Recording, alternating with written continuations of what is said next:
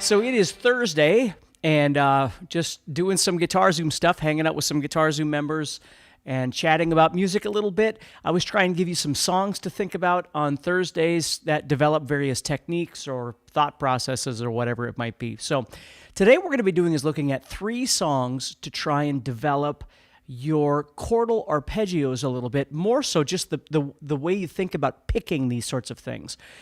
So what I'm going to do is I'm going to show you a very small amount of 3 different songs. Hopefully it doesn't get blocked on whatever social media channel, but you just never know. So if it does, at least we were live and we were able to talk about it, and we'll go from there. Hey, Carl. Carl is here, and we'll just give a minute here for a couple more people to show up, and then we'll go ahead and get started. So what are chordal arpeggios? Well, basically, when we think of arpeggios, oftentimes we think of like more elaborate, and they could be stuff like that, no doubt about it. But today what we're going to do is we're going to use that in context of some songs, some popular songs, or maybe not so popular, depending. Upada is here. Hello. Glad to have you here. This is awesome. So what we're going to do here, Rory is here. Okay, now we got a few people coming in. Dan is here. Usually takes a few seconds for it to kick out there. Ron is here. Joe is here. Hey, everybody. Ron says, I'm at work now. I'm on my break. Very nice. Okay, cool. Hello, Martin. What do we got here? Good morning from Soggy, Austin. Very nice. Rick is here from Colorado. There he is. Hello to you. Awesome to have you here. Terry is here. Mike is here. Wow, okay, great. We got all kinds of people here. Well, this is awesome. Okay, so let me re-explain what we're going to do real quick here. I don't want to take too much of your time, but what we're going to be doing today, hey, Matt, hey, Kelly, Worship Guitar Dictionary is here. John from Israel is here. We're going to be talking about 3 songs, 3 small segments of songs to try and develop your picking a little bit using chords. So we could call these chordal arpeggios, okay? But really the point is, like when I was a kid, I would find songs that I loved or maybe liked or tolerated or whatever the case may be, to utilize to develop various techniques. So for instance, learning how to pick through a chord, right? Now when we pick through chords, and I'm going to show you 3 different examples here, and hopefully one of these 3 would be something that you could work with, okay? So with these 3 examples, when you're picking, there's a couple things you want to think about. Number 1 is are you going to pick downward, or are you going to use some alternate picking?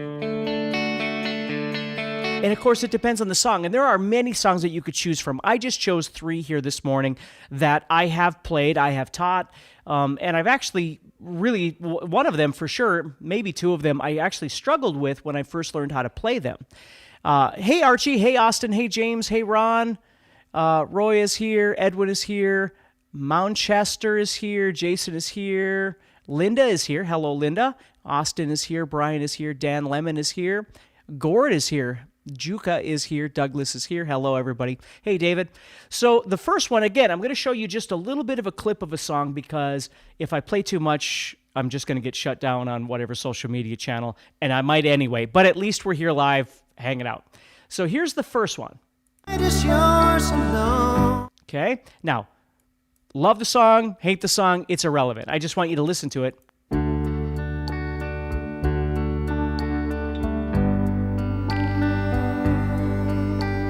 Okay, so we've got 1, 2, 3, 4, 5, 6. 1, 2, 3, 4, 5, 6. 1, 2, 3, 4, 5, 6. So the reason I'm playing this one first is because it's the slowest of the 3. Yes, it's REM. Okay, so what I'm doing here is I'm going to be going from a D chord to a G chord. Hopefully you can hear that okay. Okay, so again, it's not really that I'm here to try and teach you the exact way to play this song. I want you to think about how to use songs. Hey, Scott. Hey, Christopher. How to use these songs as examples to develop your techniques. So for this one, for instance, the very beginning is in 6. So we're going on the 4th string here. I'm going to go 4, 3, 2, 1, 2, 3. So I'm going.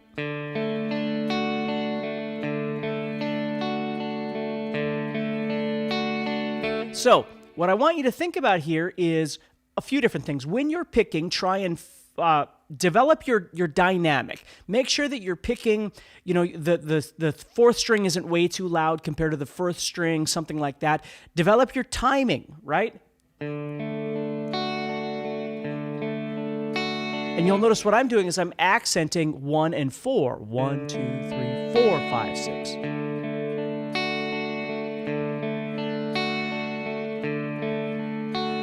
You see? Now, for me, what I do is on the fourth beat of the 6, I do that as an upstroke. Now, you don't have to at all. What I want you to do is figure out what works best for you.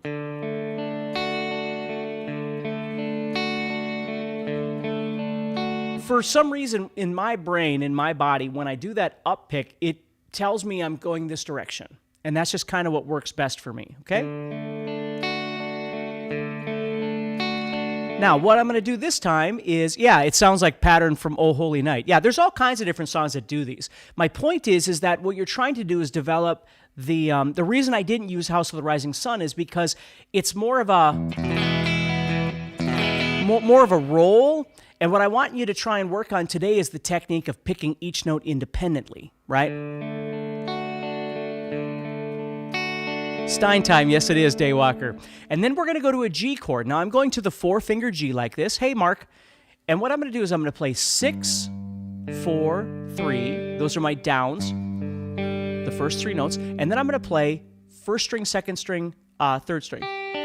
So I have... So now you're implementing a bit of string skipping as well. And again, none of this is overly difficult necessarily, but I just want you to think about your execution and your approach when you play this. What downs do you want? What ups do you want? How do you want to approach this to make it feel good to you?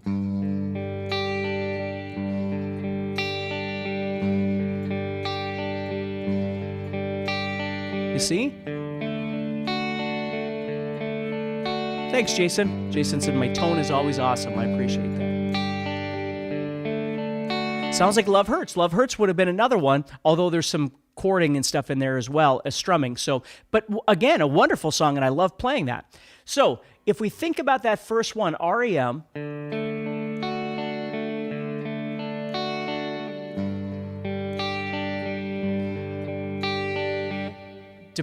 we're going to think about the direction, the pick direction. We're going to think about the dynamics, the timing. And then, of course, we also need to think about chord changing, right? We're switching from D to G, and we want that to be as smooth as we possibly can.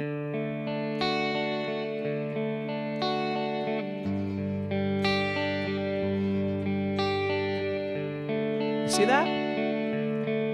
Hey, Andy. Hey, Safe Drive. JJ Tokyo. Jason says, oh, sorry about that. So anyway, so that's the first one. Okay, so if you're just getting started, you're using some open chords, this might be a really good one for you to look at. The next one is very dear to my heart, and a lot of people probably won't know this one, but when I was a kid, and I tell this story quite a bit, but when I was a kid, I learned how to play mostly by ear. I would take records and, I would put the needle and try and figure out what was going on in the songs. And there were some albums that were absolutely iconic to my practice because I would sit there and learn these songs over and over and over, learn these albums. And, one of them was High and Dry. One of them was Diary of a Madman. There were all kinds of different ones, but one of them was Iron Maiden, okay? Now, this song is Phantom of the Opera, so it's probably not known by everybody as much, older Iron Maiden, but I used to just love this album so much. And the part I want to show you is this. Not that, although the whole song's amazing, the whole album is amazing, the whole band is amazing. But the part I want to show you is this. That.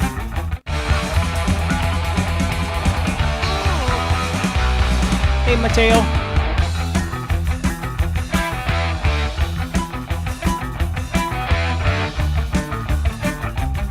That. Okay? That part, I used to struggle with that thing. Now, let me get a little bit more distortion here. We'll go over here, turn off that. So this thing, let me bring it back just a little bit, and hopefully, again, we don't get blocked just yet. We get through our live lesson here. Right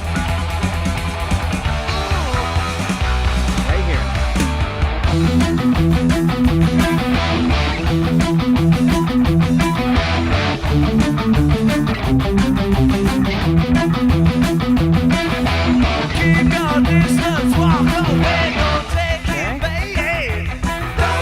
It's probably already too much, but for getting blocked. But the point is that part right there, when I was a kid, I couldn't pick that fast.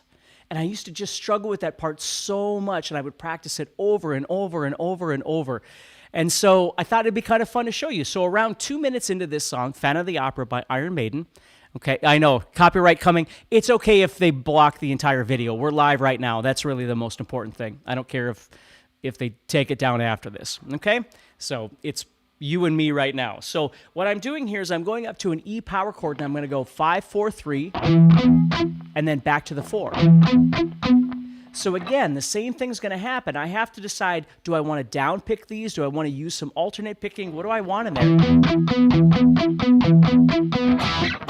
And then what happens is you just play the E and the D, so that right like that.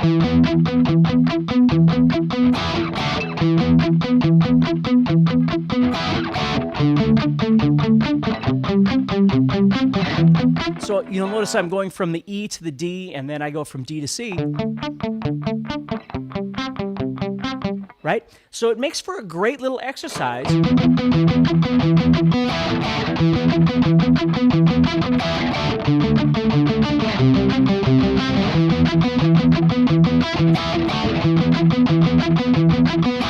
You see that? So that's where you start, is just trying to develop something like that. That's a really good one. Another one that I really enjoy playing is Bobo O'Reilly by The Who. Now, there's the keyboard part at the very beginning of that. That's the third one I'm going to give you. But there's a better, and I'm not saying it's a better version, but from a guitar player perspective, there's a Pearl Jam version where you can actually hear the guitar picking it as opposed to the keyboards. Now, I used to play this song in a band long before Pearl Jam had ever recorded a version of this, and we used to do something kind of similar than that. But what I want you to do is think about how, as I'm doing this, listen to this part right here. So now what we're going to be doing is we're going to be doubling up those notes, okay? So now,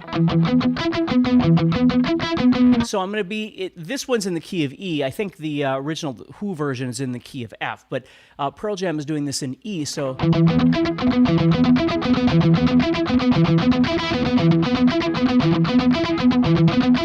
Yeah, Mr. Big did this as well. Thank you very much. Yeah, there's a bunch of them. I found a really cool Blue Man Group version. There's all kinds of different things.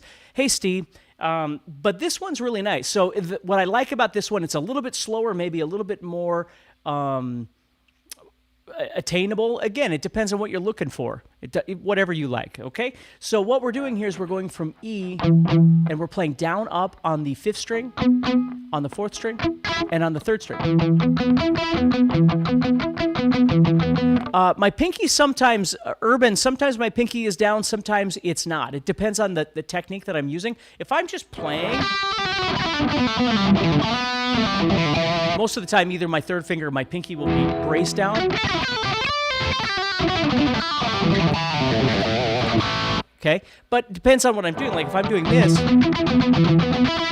I'm not touching anything now. You know, I'm palm muting, of course.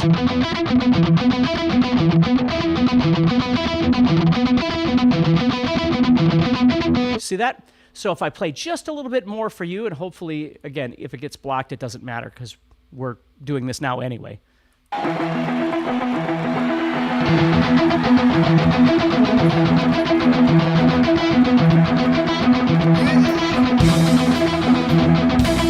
that?